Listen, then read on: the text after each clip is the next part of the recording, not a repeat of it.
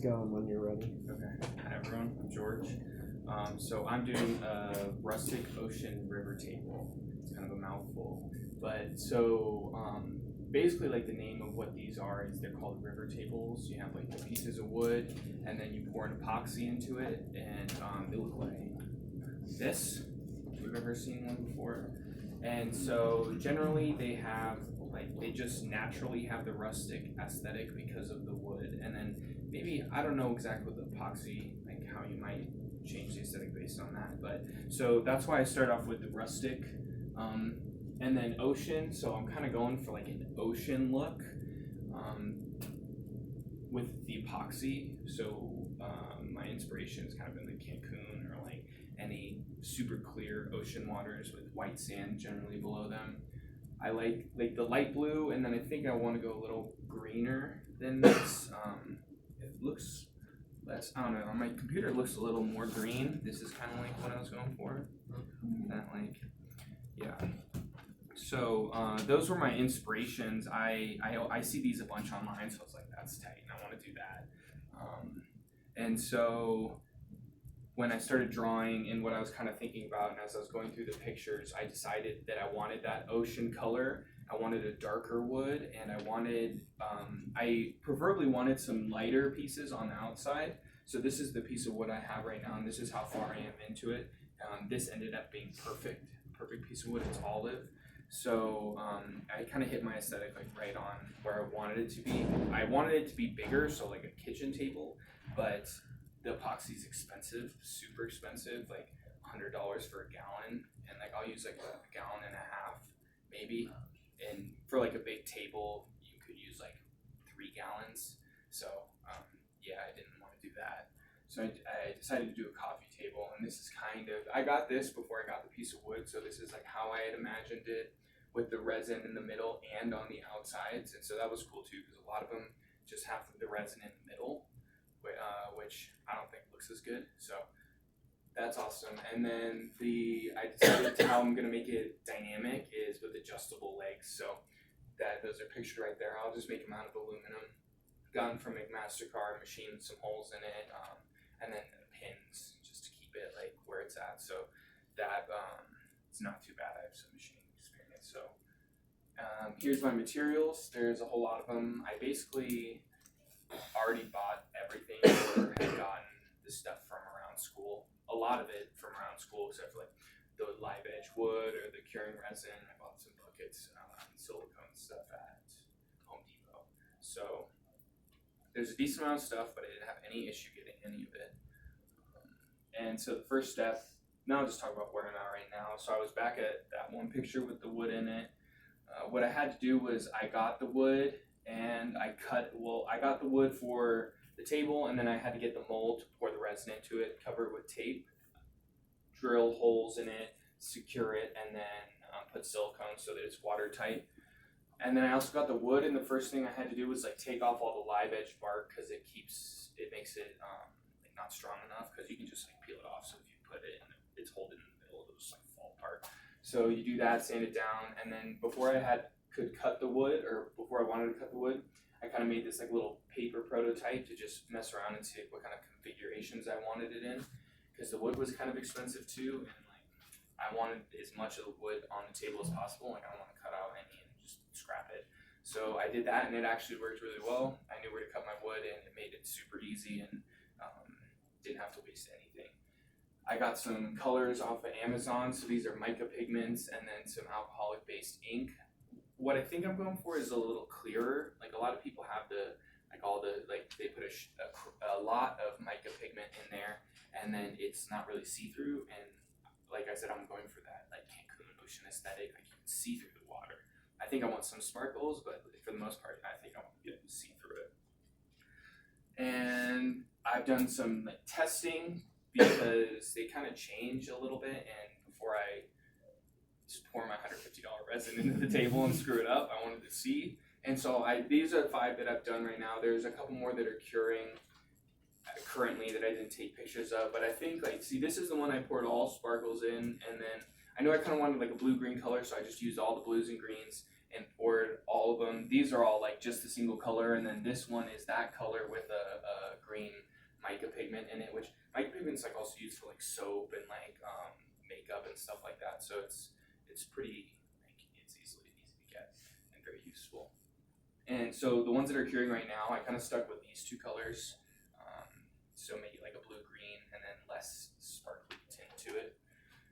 So those are really cool. And then this is, I mean, even just the angle of the picture like this is the same one as this right there. What? So yeah, you need like a video or like just to see it in person to be able to really tell. But yeah, that's kind of what I'm looking for. And that's where I'm at right now. Yeah, I gotta pour. I mean, I'll finish with these epoxies and figure out what color I need to get, and then I seal the wood and then do the pour, and then I'll machine the legs. How long does it take for that to dry? And as the longer dries mean like days and weeks, does it change color? So I noticed some of them do change color. They all kind of change like a little bit, not totally, but some of them do change color a lot. So it takes like 48 hours to cure so that you can like do another pour or like actually move it around and stuff. Otherwise, it like full cure is 7 days, but basically just 48 hours. Because then you can work with it. And Okay. it's like fine. How much can you pour at a time, or as much as you want? It just takes longer. No, you can't pour as much as you want. So there's two different types of epoxies. There's like deep pour curing resins, and then there's like tabletop epoxy. So Okay. maybe if you've ever been to a restaurant, there's like a piece of wood and it's like shiny, or they have like all the bottle caps that like look underneath like glass or something. Yeah. That's usually done with the tabletop epoxy, and you can only do like 1/8 of an inch or like a 1/2 inch max because so when you pour, it's a 2-part mix. So you pour them both in, and then that's when they start curing, and they produce heat to cure, and they also, I mean, I forget what the other part of it is, but basically if you pour too much, it generates too much heat and it ruins the whole thing. So you have to I bought this specific one that's like for a deep pour, so about 2 inches. But if you want to do anything more than 2 inches, you really should do like multiple pours. Yeah. And even with 2 inches, a lot of places say you should do multiple pours anyways. I don't know if I will, because I mean, it's supposed to be for like that, so I should be able to do that, but yeah. I'll go back here so you can look at it too. Do you have any concerns about having the epoxy on the edges instead of the wood and that being weaker than having the edges be wood? No, Okay. no. They, everywhere I've researched says it's basically just as strong as the wood, if not like a little stronger once it Okay. cures. Yeah, you just have to make sure that it cures correctly, because another big part of it is temperature. So you need to be in between 70 and 85 degrees, because if you're not, it doesn't have, even the heat it generates won't be enough to cure itself. So that's kind of like a pain in the butt. My house has been like real hot while I've been doing this, and I'm like hot all the time, so it's kind of miserable. But yeah, you have to pay attention to that, and as long as it cures right, it's totally fine. Cool. Yeah, it should be super strong. How are you going to get it the exact height of the wood, or do you put a final coat on top of everything? So I'll sand it down. I'm gonna pour it just as high as the wood. So I put these through the planer, so they're generally pretty. Like I already worked these pieces of wood a decent amount in the machine shop, like cutting it to size and planing it and then sanding it down. So they're relatively the same height. I'll pour the epoxy just on the sides. I'm not gonna pour it over, because that's another like. So there's kind of two different other aesthetics too when you're doing this. Like either take the tabletop epoxy or like the epoxy over it completely and it looks like glass, or you can just like polish the wood and then have this have it separate, and this is kind of like that. So I like that look better. But they're not different heights. But they're not different heights. They're the same height. So I'll just pour the wood. I'll pour it to the height. I'm not gonna pour it over, and then I'll sand it all down. I'll break the mold, and then it'll just be the wood and the epoxy, and then I'll sand it all down both sides and polish it. How do you make sure it doesn't go over the wood when you're pouring it? Are you just gonna build a barrier, or it should be fine if it's slow enough? It should be fine, but what they do too is put hot glue, like just on the edge, and you'll sand it off anyway, so it doesn't really matter. Perfect. Do you mix the colors before you add it, or do you add the colors? Like, how does that work? Okay, so I'll pour the two epoxies into the mixer, and then I'll mix that, and then they say pour it into another container so nothing stays on the edges, and it actually mixes properly. Then mix that, and then I'll put in the colors before I pour it in here. Yeah, and you can like do stuff like with the way you pour it, you can like drizzle it and like make it change. But I found that even when you do that, it changes like over a day. Everything settles and it looks like totally so I'm not really too worried about trying to. Yeah. But that means you have to mix and pour all of it at once to get the same colors, Yes. unless you don't care. Yes. Okay. Correct. So I'm good to Hope do you that. have enough. Yeah. Oh, I do. I bought more, but I calculated it all. Okay. Like I took the pieces of wood and I found the average width of all of them, and then just Yeah. the depth, and you get a pretty good estimate. And I bought over so that I could practice. So Yeah. I'm pretty confident it should be good. And it's expensive, so I don't want to screw that part up. Or just guess, like it wasn't worth like $100 guess. You know. So Where'd you get the wood at? I got it at a place called TC Woods in Fort Lupton.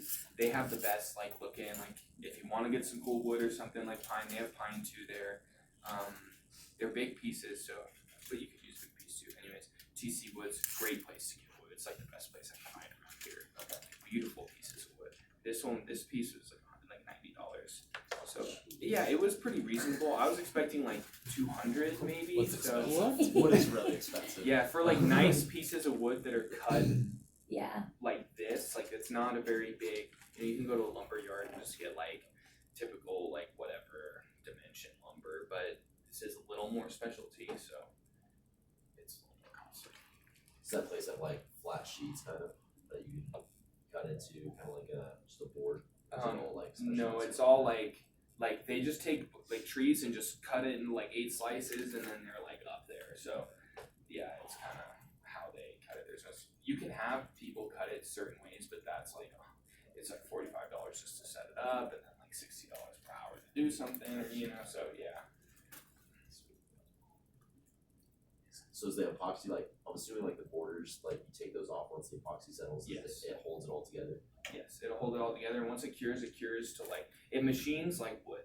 So it basically, the properties, I mean, obviously it's a polymer, so it's different, but to like how we can just see and feel and perceive with our senses, it's basically wood. Does this mean that the legs are going to be drilling into the epoxy too? Yes. Yeah, so I haven't quite figured out where. I didn't test this, but I hope it can be like in the wood and not into the epoxy, just so you don't see it from the top. But Could you put a sheet